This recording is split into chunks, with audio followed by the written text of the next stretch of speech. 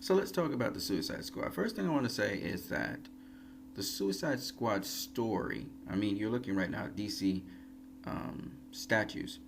The Suicide story generally follows a trend, okay? Even when I've read all these Suicide Squad comics, I realize they all follow a trend. And that trend is very much something that is typical of every Suicide Squad story. They always go out on a mission where the Suicide Squad members, all of them, never return. Somebody always dies. Usually it's two or three people. In the case of this particular mission, um, out of all the members that were there, a lieutenant died, and two Suicide Squad members, Diablo and I believe it was Slipknot. So you never have all the members of the Suicide Squad returning and living through the mission. Another thing I noticed was that when I'm looking at the animated series of Suicide Squad, or even, it doesn't matter, if animated series, the comics, whatever it is, I noticed that the Suicide Squad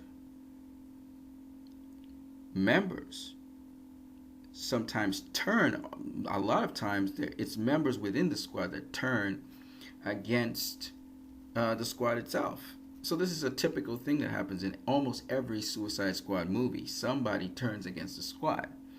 The other thing I noticed was that, people were talking about, the different missions that the Suicide Squad goes on, and they fight these jihadists and all these other people, and how Enchantress was too powerful for the Suicide Squad. Well, listen, I read the Suicide Squad missions of 1987 and onwards by John Ostrander, and quite frankly, there were a lot of meta-humans in those fights that the Suicide Squad members took on, and sometimes they took on some members who were just like the meta-humans, the Flash. For instance, Boomerang had to take on a guy who was exceedingly quick. He could move very fast within a second.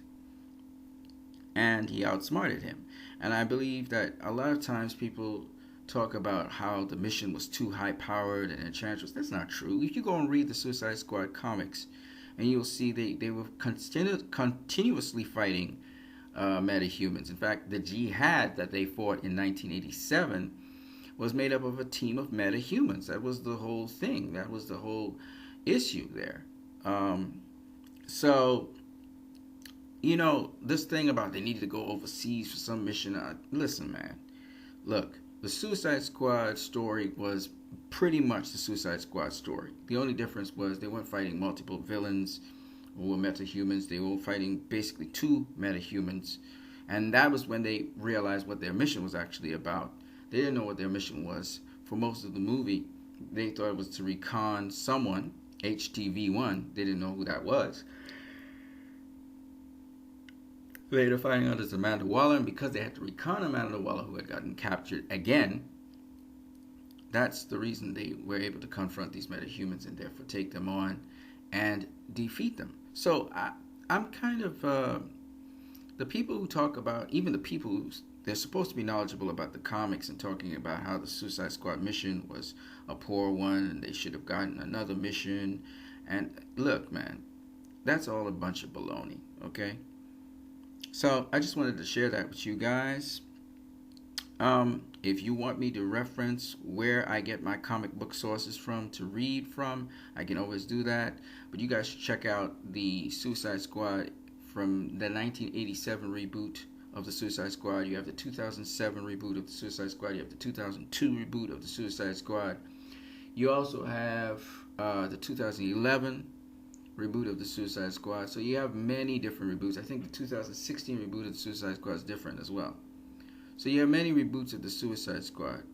I think John Ostrander is supposed to do one which is War Crimes, Suicide Squad War Crimes. So it'll be a very interesting one as well. And then, of course, you had the Suicide Squad all the way back in the 50s. You can go ahead and check out those as well. So at the end of the day, what I want people to understand is that this Suicide Squad, both the mission and the story of the Suicide Squad that was depicted on screen, on film, it was definitely in line with the Suicide Squad stories from the comics and so on. What I thought was very interesting about this one was giving you more dimension to these criminals. If you go into the Suicide Squad stories, like the 1987 story, they give you a little bit of backstory for each character as well. And then in the next issue, they go into the mission. So for those people who are talking about, oh, this film should have had a better mission, a better plot, more Joker, they're really stupid, because no Suicide Squad comic has ever done that. And no Suicide Squad animation has ever done that. The animated Assault on Arkham didn't give any backstory for the characters. It was assumed that you knew the backstory of these characters from watching the animated series of these characters, as well as reading comics. It was for comic book fans, video game fans, and people who like the animated series. So it was for DC fans.